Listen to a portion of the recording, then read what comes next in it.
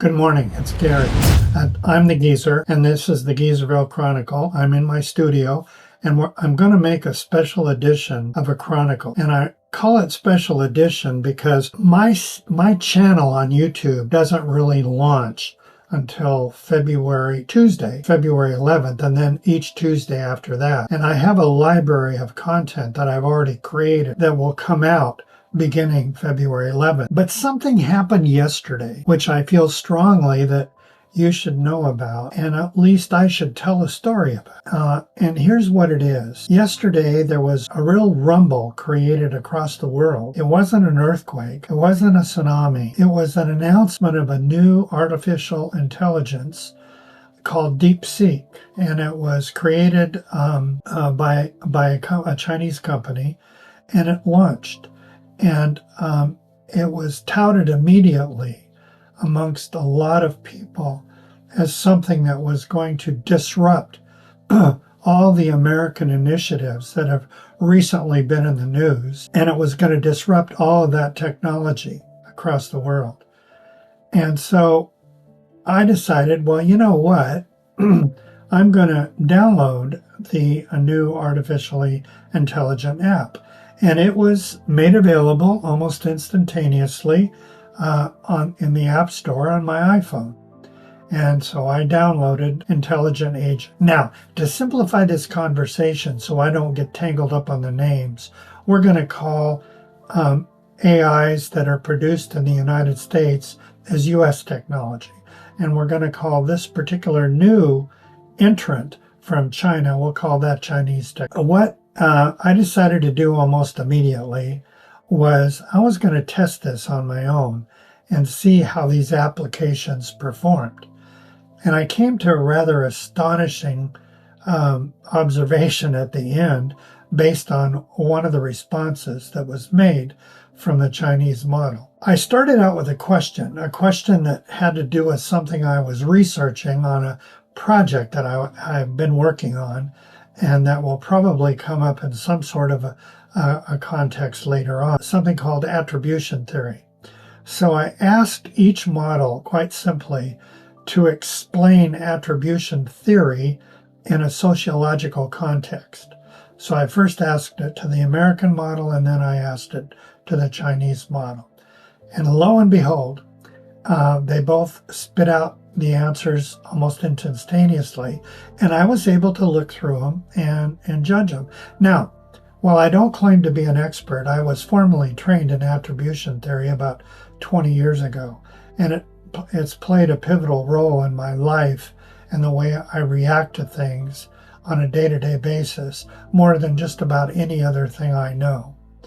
So I went through each response from each AI. They were remarkably similar. In fact, the structure of each, the way the outlines occurred and the information content was remarkably similar. In fact, the Chinese model had a little bit more playful tone to it, a little bit more energy in it, and I actually liked it somewhat better than the ChatGPT 4 model in the US. Now, before going down that rabbit hole, I decided, okay, I'm going to test something else. And this is the purpose of this video. This is why I wanted to announce it now rather than have it just be a chronicle that occurred on my scheduled distribution of videos on my new YouTube channel. What I wanted to report on was the second question, which I raised to both models. The question had to do with the following. I asked each model a simple question. And the question was, what happened in Tiananmen Square in 1989? And from the American model, I got a detailed recount of all the protests that occurred in Tiananmen Square and got even a lot more. I asked it, what was the impact of all that happened on that day and on that year? And I was really interested in understanding what responses were put out as to that event. Well, it detailed everything. And to cut to the chase here, I then went to my newest application And I asked the same question. I said, what happened at Tiananmen Square in 1989 to the Chinese model? And the answer came out right away, of course, and it said, sorry, that's beyond my current scope. Let's talk about something else. Now, at that point, I was rather shocked because it is true that these artificially intelligent agents are going to provide incredible abilities to creators all throughout the world and to users. They're going to impact everything in our culture, everything, from the way we produce to the way we communicate. It's also going to shape our history going forward because these models will suck up information and they'll be able to regenerate it and create it.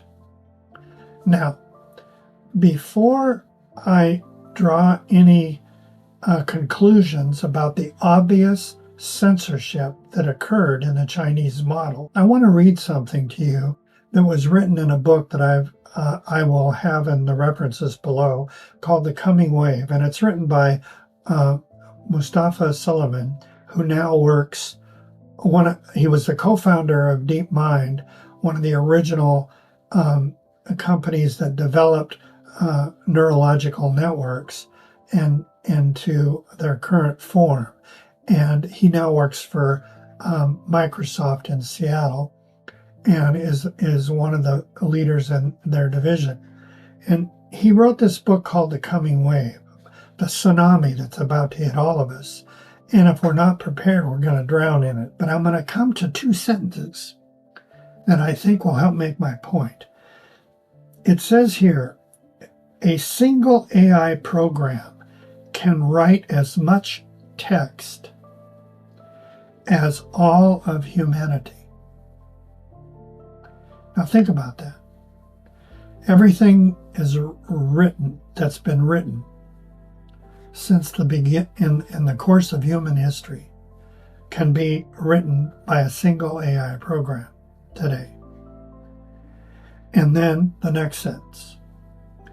A single 2 gigabyte image generation model running on your laptop can compress all the pictures on the open web, meaning the internet, into a tool that generates images with extraordinary creativity and precision. Now, let's go back to the comparison. Here you have an extraordinary powerful tool, but it can be programmed to censor information, change information, and create new information that is not verifiable in any simple way. Now, that, quite frankly, scares the hell out of me. And because our democracy really depends on trust. And the Geyserville Chronicles, I am not at all interested in rehashing what has happened. I'm not at all interested in the political punditry that goes on throughout our information overload. And I'm not interested in religious breakouts. I'm interested in storytelling. And I'm interested in bringing people together through conversation. And I quite frankly don't care whether those people are from the left or from the right. I think we thrive on honest efforts at communication in the present, with each other, about stories, about our living experiences. And I think that's the only way our democracy can stay afloat. Now, the concern here is you might think I'm going to say bad throw shade, is that the right word now? Throw shade on the Chinese technology and tout the American technology as being better. Well, in technology world, there's no such thing as better. but if you think that, you'd be wrong. Because you see, there's a lot of contention about a very earth-shattering event that happened in the United States in January 6th of 2020. And that was the insurrection on the Capitol steps in Washington. Now, there are a lot of deniers out there today. So, in government, if you want to obliterate that portion of history, like the Chinese obliterated Tiananmen Square, it's doable. And if you tell that an alternative story about that day on January 6th, about when there was a riot, people were killed, they broke into the sacred halls of our government, well, you could do it. And if you were a dictator and you wanted to control what people thought and how people processed the information, you could do it. And that is the real danger. Now, mind you, I'm a free speech advocate, but what bothers me is the ability of these artificial intelligence that can now be produced and be in the hands of millions of people at affordable cost. I mean, I think the capital investment claimed by this Chinese company was about 1/50th of what it cost to train the US model. Now, there's people that are investigating the validity of that statement. But no matter, if what I just used gets in the hands of a lot of people without any kind of guardrails at all, gets in the hands of people who can spread it to our youth, you got an issue. And it's a serious issue. I mean, something like this would have been something Stalin would have dreamed about, because a totalitarian state depends on controlling everything that you think and you do. And that's what lies ahead of us if we're not careful. If we're not careful, if we're not trying to critically assess the information we receive and the information we tell.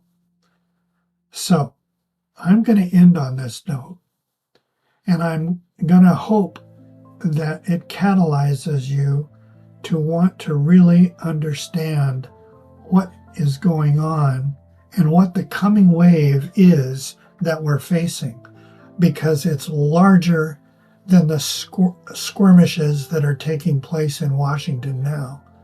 It's much larger than that. And that's all for now. And the Geezerville Chronicles will start on February 11th. Thank you very much. Every day is special, and it's your turn to make some hope and share it with somebody else. Thanks a bunch.